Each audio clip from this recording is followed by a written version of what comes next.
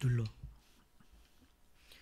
네, 오늘 하나님의 말씀은 누가복음 18장 9절부터 14절까지 같이 봅니다.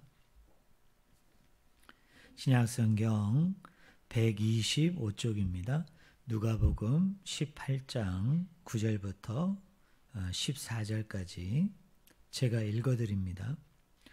또 자기를 의롭다고 믿고 다른 사람을 멸시하는 자들에게 이 비유로 말씀하시되 두 사람이 기도하러 성전에 올라가니 하나는 바리새인이요 하나는 세리라. 바리새인은 서서 따로 기도하여 이르되 하나님이여 나는 다른 사람들 곧 토색, 불의, 간음을 아는 자들과 같지 아니하고 이 세리와도 같지 아니함을 감사하나이다. 나는 일해에 2번씩 금식하고 또 소득의 11조를 드리나이다 하고 세리는 멀리 서서 감히 눈을 들어 하늘을 쳐다보지도 못하고 다만 가슴을 치며 이르되 하나님이여 불쌍히 여기소서 나는 죄인이로소이다 하였느니라. 내가 너희에게 이르노니 이에 저 바리새인이 아니고 이 사람이 의롭다 하심을 받고 그의 집으로 내려갔느니라. 무릇 자기를 높이는 자는 낮아지고 자기를 낮추는 자는 높아지리라 하시니라. 아멘. 네, 오늘 우리가 같이 읽은 본문 말씀을 가지고 무엇이 의로운 것인가 라는 제목으로 같이 하나님의 말씀을 나누기를 원합니다. 오늘 본문 말씀은 특별히 예수님의 많은 비유 말씀 가운데 바리새인과 세리의 비유입니다. 오늘 우리가 읽은 9절을 보면요, 예수님께서 이 비유의 내용을 구체적으로 말씀하시기 전에 먼저 주제를 제시하고 있습니다. 즉 자기를 의롭다고 믿고 다른 사람을 멸시하는 자들에게입니다. 아마 예수님께서는 바리새인과 세리의 기도의 비교를 통해서 이 비유의 말씀을 듣고 있는 청중들에게, 오늘 우리들에게 왜 예수님께서 이 비유의 말씀을 들려주고 있는지, 또 이 비유의 말씀을 왜 말씀하고 있는지에 대해서 주님께서 얘기하시는 거죠. 자기를 의롭다고 믿고 다른 사람을 멸시하는 자들에게 주는 교훈이다, 주는 가르침이다 입니다. 오늘 본문을 보면 두 사람의 기도가 나옵니다. 첫 번째로 누구의 기도가 나옵니까? 바리새인의 기도입니다. 이 바리새인의 기도의 내용을 자세히 살펴보면 두 가지 특징이 있습니다. 자, 첫 번째로는요, 11절을 한번 보세요. 바리새인은 서서 따로 기도하여 이르되 하나님이여 나는 다른 사람들 곧 토색, 불의, 간음을 아는 자들과 같지 아니하고 이 세리와도 같지 아니함을 감사하나이다 라고 기도합니다. 사랑하는 성도 여러분, 이 바리새인의 이 기도의 첫 번째 특징이 뭡니까? 뭐뭐 하지 않았습니다 라는 기도입니다. 많은 내용을 담고 있고 또 많은 이야기들을 하는 것 같지만 이것을 우리가 한 문장으로 만들면 이런 거죠. 저는 이러이러한 것을 하지 않았습니다. 저는 이러이러한 내용을 하지 않았습니다 라는 기도입니다. 자, 다른 하나는 12절입니다. 제가 12절을 읽어드립니다. 나는 일해에 2번씩 금식하고 또 소득의 11조를 드리나이다 라고 기도하고 있습니다.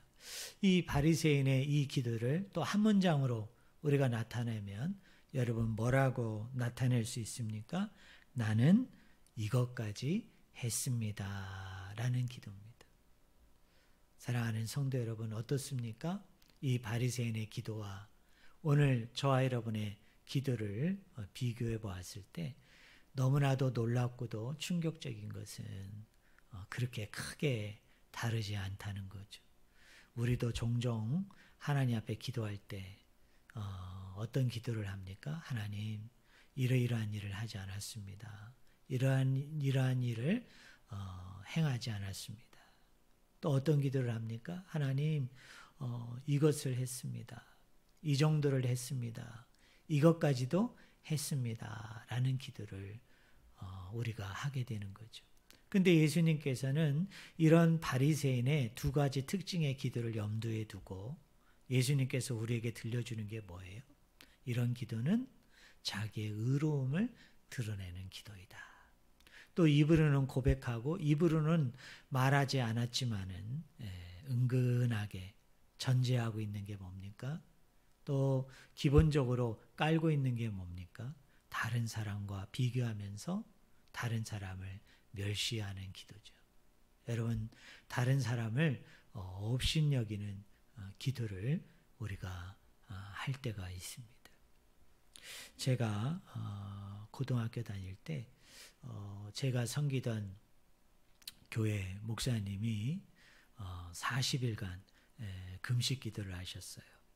그리고 금식 기도를 마치고 그 다음 주일날 내려오셔서 이제 주일날 설교를 하게 되어지는데 제가 그때 그 설교를 들으면서 한편으로는 큰 은혜를 받았지만 또 한편으로는 이해도 안 되고 좀 상처를 받은 것이 있었어요. 그때 목사님이 자기 그 40일 기도 금식을 해보니까 성도들이 평상시에 기도하는 거, 또 말씀을 보는 거, 또 주 앞에서 순종하고 복종하고 또 사는 것이 너무나 부족하게 보였던 것 같아요. 또 문제가 있었던 것 같습니다. 그래서 목사님께서 그 어느 때보다도 열변을 토하셨거든요. 아주 열정적으로 기도하시면서 뭐라고 말씀하셨느냐면 여러분의 기도가 부족하다는 거예요. 여러분의 기도가 모자라도 한참 모자란다는 거예요. 왜냐하면 자신이 40일 동안 금식 기도를 하면서 그 기도에 따른 영적인 체험들을 깊이 하다 보니까 그런 마음이 들었다는 거예요. 그런 생각이 들었다는 거예요. 그러면서 정신 똑바로 차리고 제대로 기도해야 된다고 얼마나 열변을 토하고 얼마나 강조를 했는지 그 설교를 듣는 제 한편의 마음에서는 목사님께서 40일 금식 기도하면서 얼마나 큰 은혜와 또 얼마나 하나님의 큰 사랑을 체험하고 도전을 받았기 때문에 그런 안타까운 마음을 가지고 저렇게 열변도 토하시고 호통도 친다. 그래서 좀 은혜가 되는 구석도 있었지만 또 반대편에서 생각해 보니까 무엇입니까? 목사님께서 40일 금식 기도하고 난 후에 자신의 부족함, 자신의 연약함, 자신이 하나님 안에서 많이 모자란다는 생각에 이렇게 겸손함 가운데 이렇게 설교를 하셨다면 큰 은혜가 되었을 텐데 본인이 직접 경험하고 체험하고 난 후에 뭐예요? 성도들을 향해 호통을 치는 것은 은근히 뭡니까? 자신을 드러내 보이는 거죠. 또 자신을 여러분 자랑하는 거 아닙니까? 여러분 은근히 자신을 주장하는 거 아닙니까? 왜요? 나는 40일 금식 기도를 했기 때문에 이런 신앙의 경주 위에 이런 신앙의 범주 위에 나는 올라서 있지만은 그리고 이 범주와 경지에 올라서 와 보니까 성도들이 기도하고 신앙생활하고 믿음생활하는 것은 참 모자란다, 부족하다, 문제가 많다. 그러니 정신들 똑바로 차려라. 이렇게 하는 거 아니겠어요? 이것이 자칫 우리가 기도 가운데 범하기 쉬운 뭐입니까? 교만이거든요. 여러분 자만이에요. 그리고 자신을 은근히 자신의 의를 드러내는 것이고 그리고 남들과 비교하면서 입으로는 얘기하지 않지만 전제가 뭐예요? 기본이 뭐예요? 그 사람들과는 보다는 내가 더 행했다는, 내가 더 열심을 냈다는, 내가 더 이런 경지와 이런 수준까지 내가 이르렀다는 것을 은근하게 드러내 보이는 행동이기 때문에 그렇습니다. 저는 우리 성도님들이 기도 가운데 이런 우를 범하지 않았으면 좋겠어요. 자신의 의를 드러내는 기도. 그러다 보면 어떻게 됩니까? 말하진 않지만 누군가의 비교 속에서 누군가의 대조 속에서 남들을 멸시하고 경멸하고 남들을 깔보는 그런 것들이 전제되고 밑바탕에 깔려 있기 때문에 그것은 올바른 기도, 바람직한 기도라고 얘기할 수가 없는 거죠. 건강치 못한 기도의 모습입니다. 자, 두 번째로 누가 기도합니까? 세리의 기도입니다. 여러분 13절을 한번 보세요. 세리는 멀리 서서 감히 눈을 들어 하늘을 쳐다보지도 못하고 다만 가슴을 치며 이르되 하나님이여 불쌍히 여기소서 나는 죄인이로소이다 하였느니라 라고 얘기합니다. 여기 불쌍히 여겨주소서, 불쌍히 여기소서라는 말은 헬라어로 힐라스코마입니다. 이 힐라스코마이는 성경에서 딱 두 군데만 쓰입니다. 오늘 본문 말씀이 그렇고요. 또 다른 한 군데는 히브리서 2장 17절입니다. 우리나라 개역개정 성경은 히브리서 2장 17절에 이 힐라스코마이를 뭐라고 번역했느냐? 속량하다라고 번역을 했습니다. 이 힐라스코마이의 명사형이 뭐냐면 힐라스모스입니다. 이 힐라스모스라는 단어가 어떤 용례로 또 어떤 뜻으로 쓰였는가를 제가 찾아보니까요. 요한일서 2장 2절 또 요한일서 4장 10절을 보면 우리나라 개역개정 성경은 이 단어를 어떻게 번역을 했느냐면 화목제물로 번역했습니다. 그러니까 오늘 2장 13절에 나오는 하나님이여 불쌍히 여기소서 나는 죄인이로소이다 라는 말을 우리가 헬라어 원어대로 번역을 하면은 이렇게 번역을 할 수 있어요. 저는 죄인입니다. 속량해 주세요 라고 하는 거로 번역을 할 수 있습니다. 앞에 나오는 바리새인의 기도와 뒤에 나오는 세리의 기도를 우리가 비교해 보면 9절에 나와 있는 주제를 연관해서 생각해 보면 세리의 기도는 어떤 기도예요? 자신의 의로움을 드러내지 않는 기도입니다. 그렇기 때문에 뭐예요? 남을 멸시하거나 또는 남을 업신여기거나 남을 깔보는 기도가 아니라는 거죠. 그러면서 예수님께서는 이 바리새인과 세리의 기도를 비교하면서 이 두 사람의 기도를 종합적으로 어떻게 평가합니까? 여러분 14절을 한번 보세요.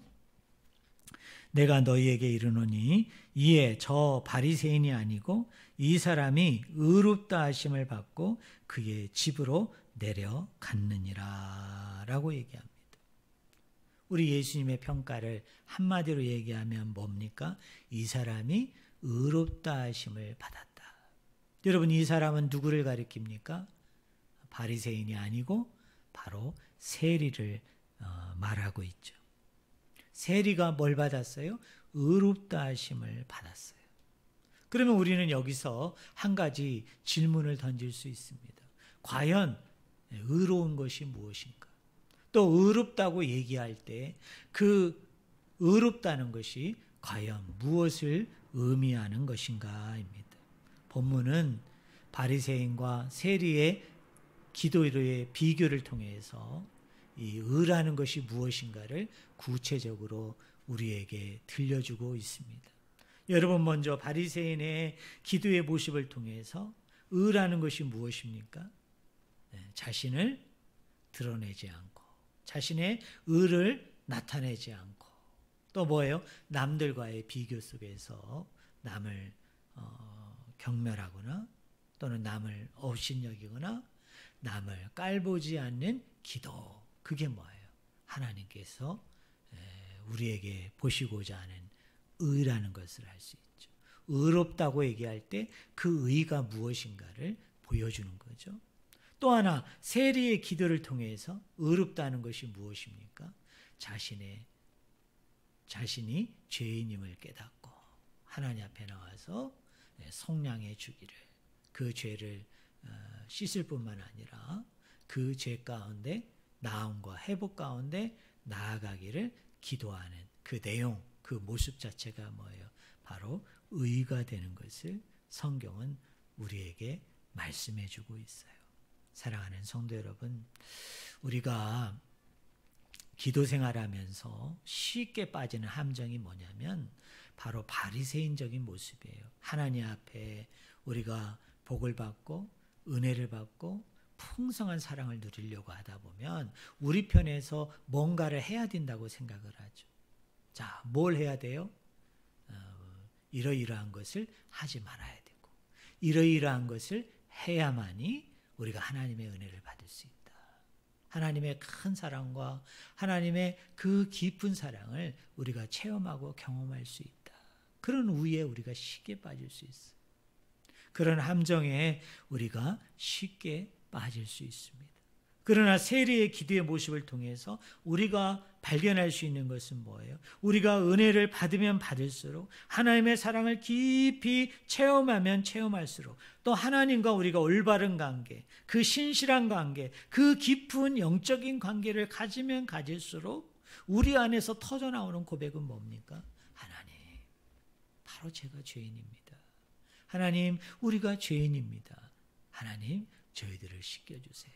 저희들을 속량해 주세요. 그 예수 그리스도의 십자가의 피로 말미암아 저희들을 회복시키시고 하나님 치유해 주세요.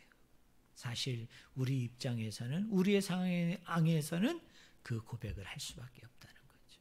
여러분, 그 기도를 할 수밖에 없다는 거죠. 그리고 주님께서는 그런 기도를 하는 사람을 뭐라고요? 의롭다라고 여겨준다는 거예요. 의인이라고 여러분 여겨준다는 겁니다. 저는 우리 성도님들이 기도 속에서 자신의 의를 드러내는 기도, 그리고 남들과의 비교 속에서 다른 사람을 경멸하고 멸시하고 깔보는 기도의 함정, 또 기도의 이런 실수 가운데 빠지는 성도들이 되지 않고, 주여 저는 죄인입니다. 주여 우리는 죄인입니다. 하나님 우리의 죄를 속량하여 주소서라고 기도할 수 있는 그 겸손의 기도, 자기 낮아짐의 기도, 그래서 예수 그리스도만을 드러내고 예수 그리스도만을 선포하고 예수 그리스도만을 나타내 보이는 기도, 이 기도를 할 수 있는 우리 모든 성도들 한 분 한 분이 다 되어주기를 예수 그리스도의 이름으로 간절히 축원을 드립니다. 특별히 마태복음을 보면요, 예수님을 긍휼의 목자로 그립니다. 대표적인 본문이 마태복음 9장 36절입니다.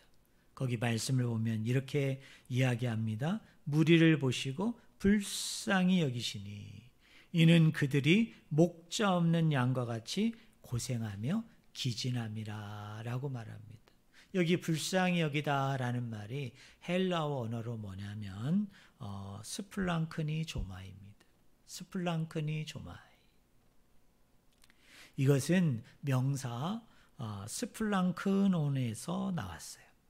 이 스플랑크논이라는 말은 기본적으로 우리 사람 안에 있는 기관, 장기들을 의미합니다.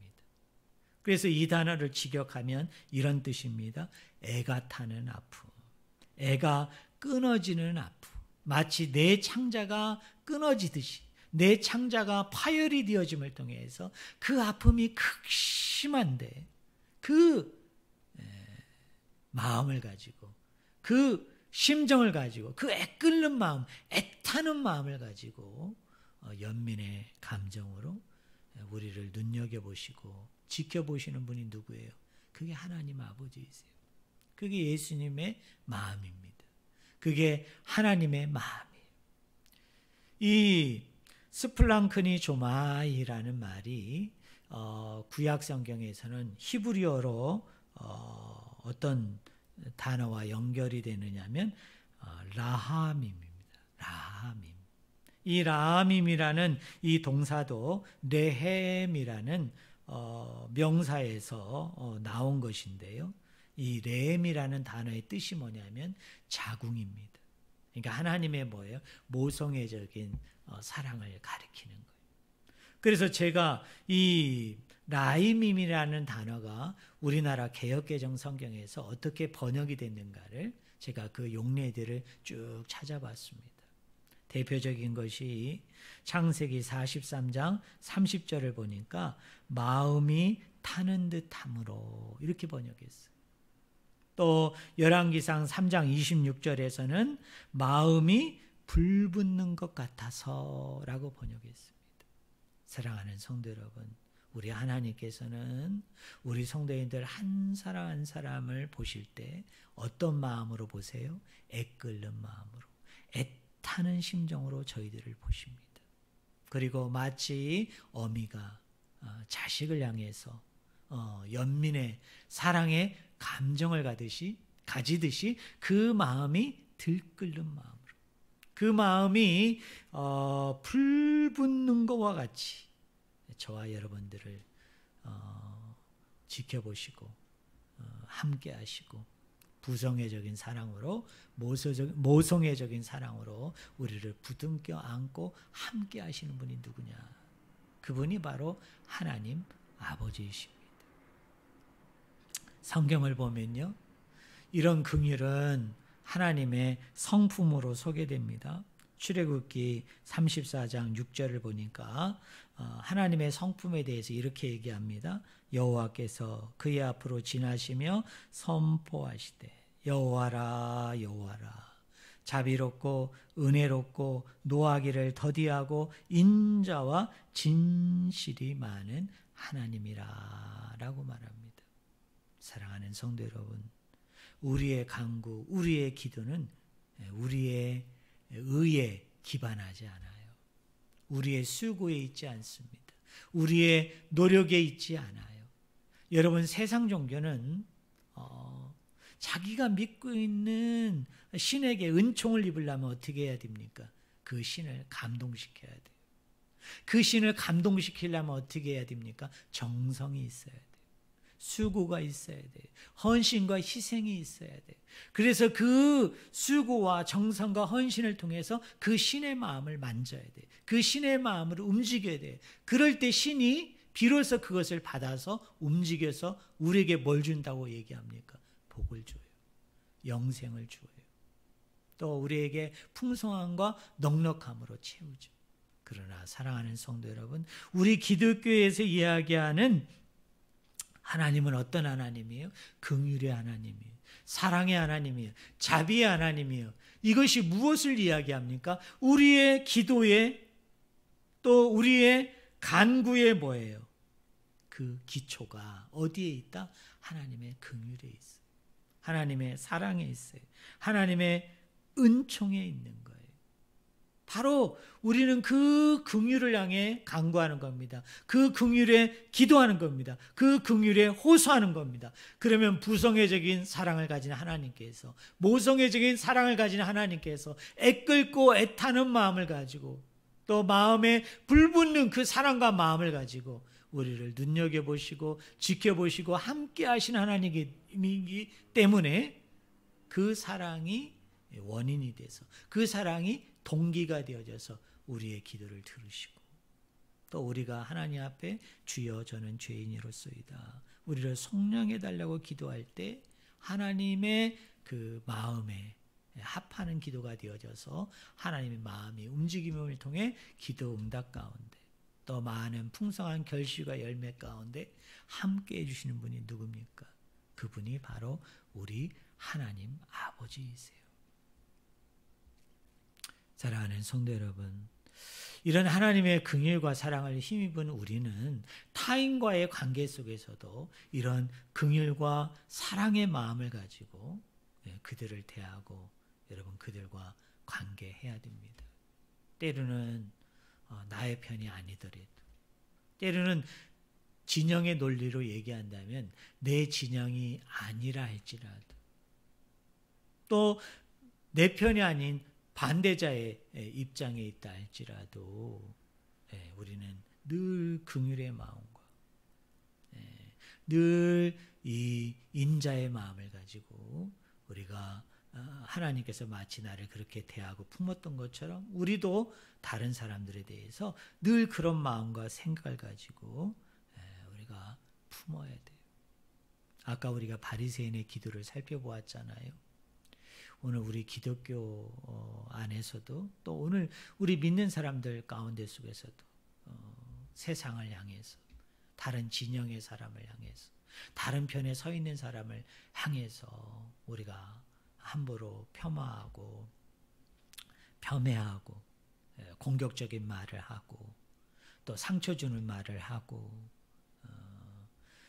그런 갈등을 봉합하고 또 갈등을 통합해서 하나 되어져 나가기보다는 우리가 갈등을 조정하는 커뮤니케이션을 우리가 서슴없이 행하는 것들을 우리가 많이 보게 되어지죠.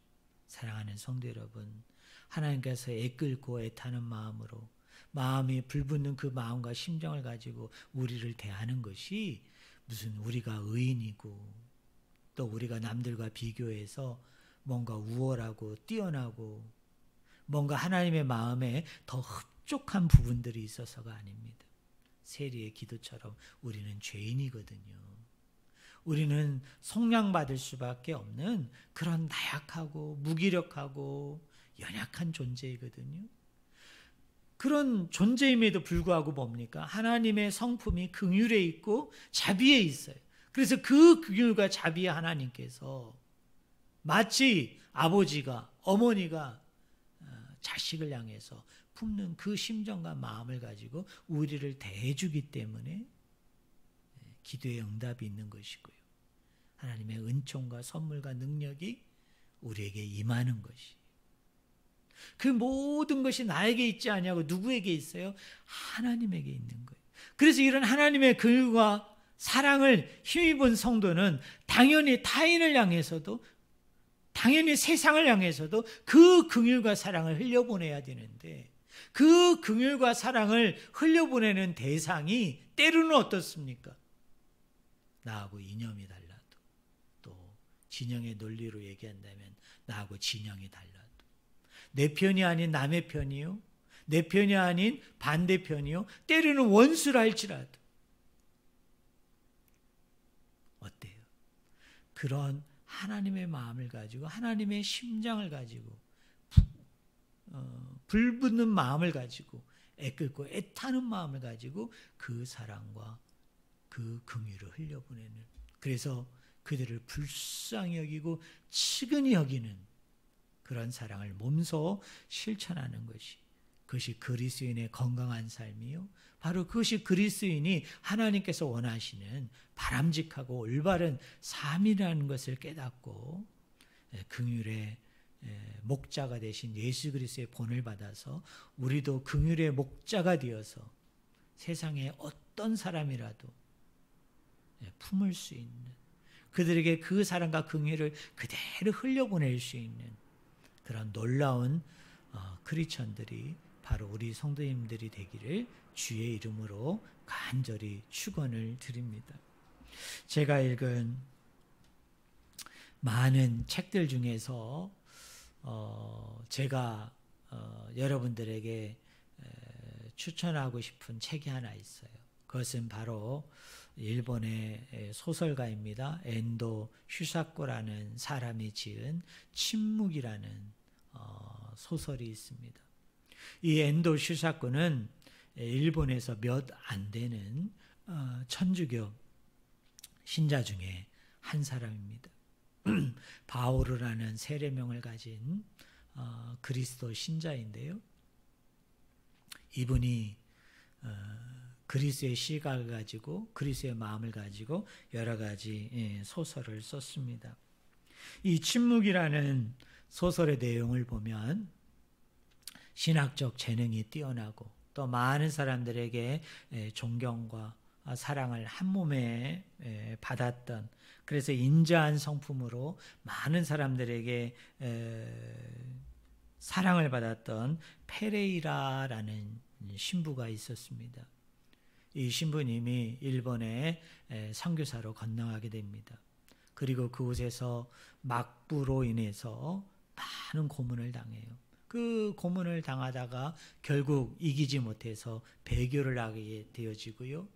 그리고 이 신부가 배교를 했다는 것이 이 로마의 교황청에 보고가 되어집니다. 그리고 이제 알려지게 된 거죠. 소문이 일어나게 된 거죠. 많은 그 동료 신부들, 또 평상시 이 신부님을 스승으로 모시고 따랐던 제자들은 너무나 충격적이었죠.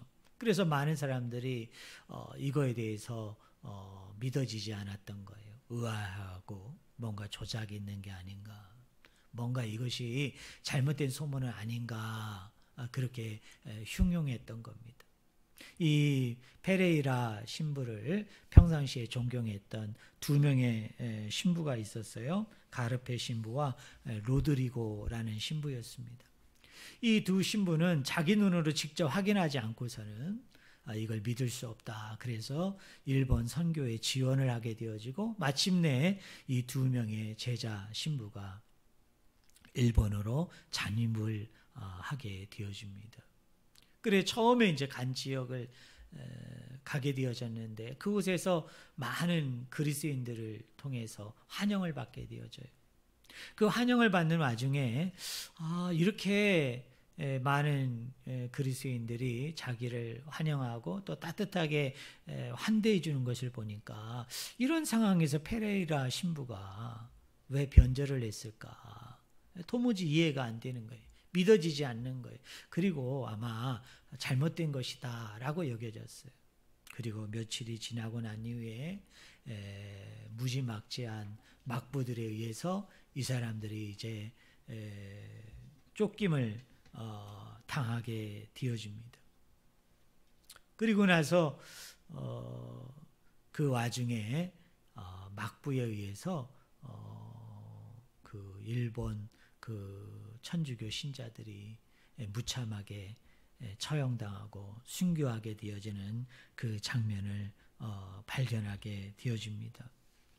그때 그 같이 갔던 두 명의 신부 중에 그 가르페라는 신부가 그 순교당하는 신자들의 앞을 가로막다가 이 신부가 그 현장에서 순교를 당하게 돼요.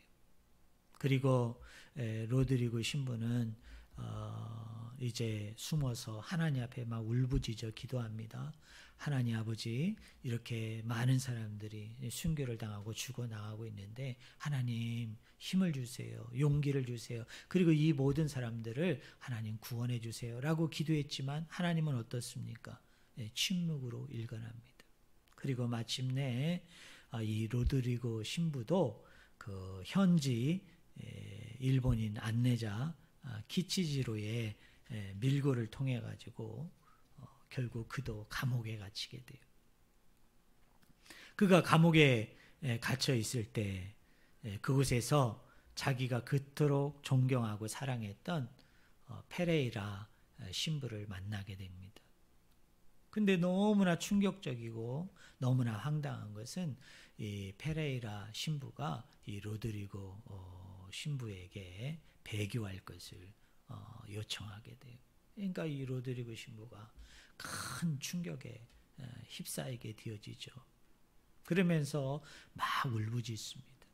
그리고 난 후에 이 페레이라 신부에게 내가 배교하라는 그 요구는 받아줄 수 없고 한 가지 요구사항이 있는데 밤마다 그 감옥 옆방에서 코 고는 소리가 워낙 심해가지고 내가 잠을 잘 수가 없으니까 저 코 고는 소리를 좀 해결해 줬으면 좋겠다라고 얘기합니다.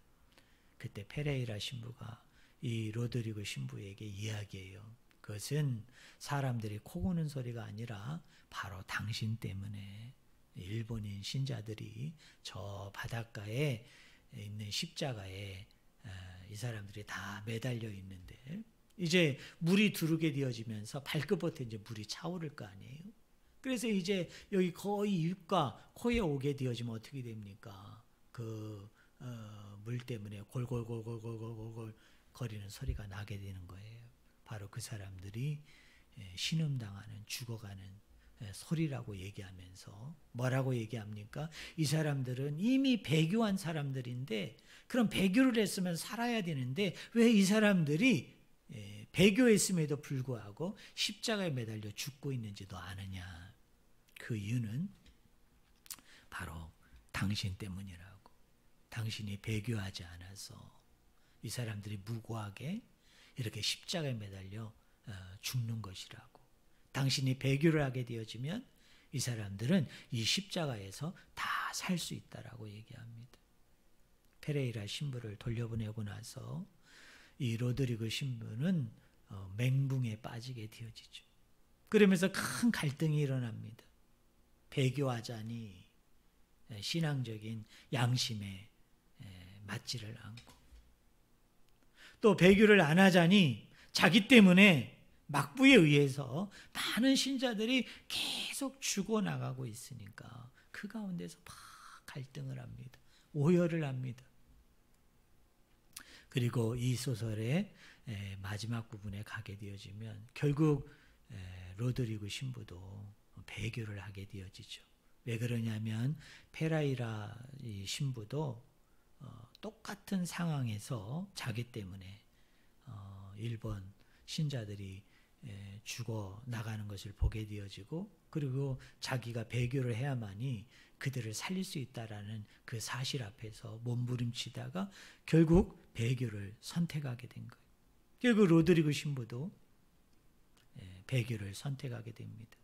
그리고 마지막 장면이 어떤 장면이냐면 로드리고 신부 앞에 예수님의 얼굴이 그려져 있는 그 초상화, 그 조각되어진 그 그림판이 하나 놓여지게 됩니다. 거기를 이제 일본 막부가 지나가게 해요. 밟고서. 이 로드리고 신부가 그 신상을 발로 밟습니다. 발이 엄청나게 아파오게 되어지고 가슴도 말할 수 없는 큰 아픔 가운데 처하게 되어지죠. 그런데 바로 그 순간에 그렇게도 불러도 도움을 요청해도 전혀 응답이 없이 침묵했던 주님이 나타나셔서 이렇게 말씀하십니다. 밟아도 좋다. 내 발의 아픔을 내가 제일 잘 알고 있다. 밟아라. 나는 너희에게 밟히기 위해 이 세상에 태어났고 너희들의 아픔을 나누기 위해 십자가를 짊어진 것이다. 사랑하는 성도 여러분, 예수님께서는 오늘 바리새인과 세리의 기도의 비교를 통해서 무엇이 과연 의로운 것인가? 우리가 의롭다고 얘기할 때 그 의롭다라는 것이 과연 무엇인가를 우리에게 알려주고 있습니다. 우리의 의는 우리에게 있지 않아요. 나에게 있지 않습니다. 내가 무엇인가를 이루고 내가 무엇인가를 만들고 내가 무엇인가를 드리고 또 내가 무엇인가를 하지 않고 이러이러한 것들을 내가 행했기 때문에 하나님께서 나를 의롭다라고 여겨주는 게 아니에요. 의로운 것이라고 여겨지는 게 아니에요. 도리어 나의 의롭다함, 내가 의가 되는 것은 나에게 있지 아니하고 누구에게 있어요? 하나님에게 있습니다. 하나님의 성품에 있어요. 하나님의 마음에 있어요. 그게 뭡니까? 긍휼의 마음, 인자의 마음, 자비의 마음에 있습니다. 결국 우리의 기도도 그 범주에서 벗어나지 않는 거죠. 우리가 기도를 할 때 하나님, 내가 이러이러한 것을 하지 않았습니다. 하나님, 내가 여기까지 했습니다. 이런 것들을 했습니다. 라고 이야기하면서 자신의 의를 드러내거나 또는 남들과의 비교 속에서 남들을 경멸하고 멸시하고 깔보는 기도를 한다면 의의 반대인 뭐예요? 불의를 행하는 자예요. 그러한 불의의 기도는 주님께서 들으시지도 아니하시고 또 응답하실 리도 만무한 것이죠. 그럼 하나님은 우리 기도 가운데 속에서 어떤 기도를 받기를 원하십니까? 하나님의 자비에 호소하는 기도, 하나님의 긍휼에 호소하는 기도예요. 마치 세리가 이렇게 기도하지 않았습니까? 주여 저는 죄인입니다. 저를 속량해 주세요. 바로 이 기도를 하나님께서는 뭐예요? 의로 보셨다.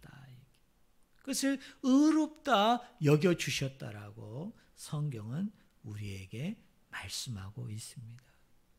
사랑하는 성도 여러분, 기도도 마찬가지고 우리의 신앙생활, 믿음생활, 우리 그리스도인으로서의 모든 삶은 내 의에 기초하는 게 아니에요.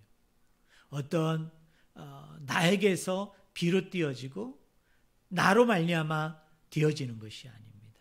철저히 하나님의 자비에 기초해요. 철저히 하나님의 긍휼에 기초합니다.